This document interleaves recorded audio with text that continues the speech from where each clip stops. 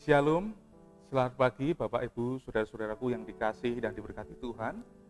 Pada pagi hari ini kembali dari Gereja Masih Advent dari Kutujuyoso di Puro akan berikan sebuah perenungan yang saya ambil di dalam Yakobus 4 ayat 13 sampai 15. Yang saya beri judul, Libatkan Tuhan dalam rencanamu. Saya akan membacakan. Jadi sekarang, hai kamu yang berkata, hari ini atau besok, kami berangkat ke kota Anu dan di sana kami akan tinggal setahun dan berdagang serta mendapat untung. Sedang kamu tidak tahu apa yang akan terjadi besok. Apakah arti hidupmu?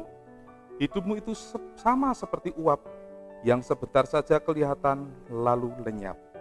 Sebenarnya kamu harus berkata, jika Tuhan mengendakinya, kami akan hidup dan berbuat ini dan itu. Pada ayat 13 saya akan membaca, hari ini atau besok kami berangkat ke kota Anu dan di sana kami akan tinggal setahun dan berdagang serta mendapat untung. Saya ambil kesimpulan garis bawah di situ, ini adalah sebuah rencana. Siapakah di antara kita yang tidak punya rencana dalam kehidupannya?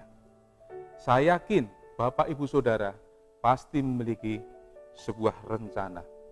Pada waktu kita lulus sekolah, kita pasti akan berencana mencari pekerjaan. Dan setelah kita bekerja, kita akan membeli motor, kita berencana membeli rumah, berencana kita membeli mobil, dan sebagainya. Kemudian, kita pun akan berencana, akan menikah, kemudian berencana untuk memiliki anak, dan seterusnya. Semua orang pasti punya rencana. Ya, bahkan orang jahat pun memiliki sebuah rencana, walaupun orang jahat memiliki rencana yang tidak baik. Perencanaan dalam kehidupan kita sangat penting. Ketika kita melakukan perencanaan dengan baik dan matang, secara tidak langsung, langkah hidup kita jadi terarah dan teratur kepada suatu tujuan dan suatu sasaran. Hidup yang terencana adalah bukti bahwa kita menghargai waktu, potensi yang diberikan Tuhan bagi kita. Namun, jika rencana tidak disertai dengan tekad, kemauan, atau usaha yang baik, tidak mungkin apa yang kita rencanakan itu bisa terwujud. Dan bisa jadi itu hanya sebuah angan-angan.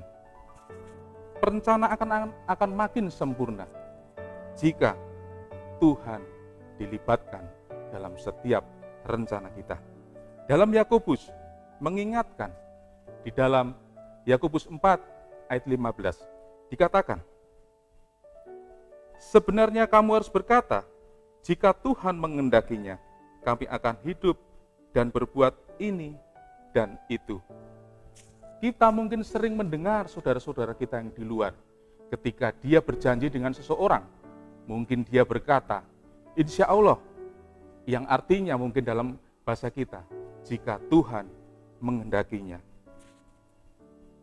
Banyak di zaman modern ini, kita menganggap diri kita merasa mampu, yang artinya dengan pengalaman kita, dengan kekuatan kita, dengan kepintaran, uang, bahkan kekayaan kita, apa yang kita rencanakan pasti berhasil.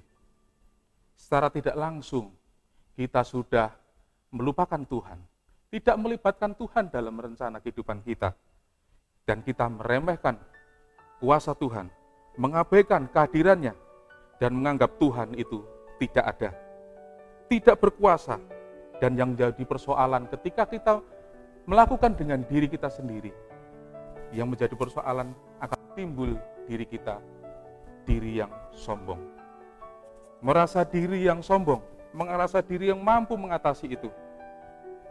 Padahal kita tidak tahu apa yang akan terjadi besok. Yakobus 4 ayat 14 diingatkan kembali.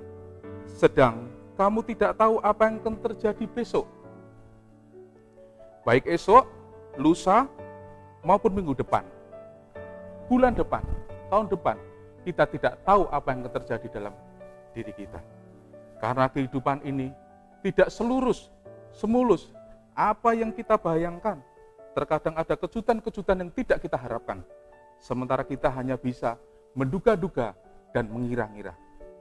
Maka dari itu, perenungan di pagi ini, kita diingatkan kembali, sebelum kita melakukan aktivitas kita pagi ini, kita libatkan Tuhan dalam rencanamu. Berdoa dengan sungguh-sungguh, minta kekuatan kepada Tuhan. Pasti Tuhan akan berikan kekuatan, kemampuan, sehingga kita boleh melewati hari-hari ini penuh dengan sukacita bersama Tuhan. Kiranya perenungan yang singkat ini boleh menjadi berkat bagi kita semuanya. Selamat beraktivitas, Tuhan memberkati.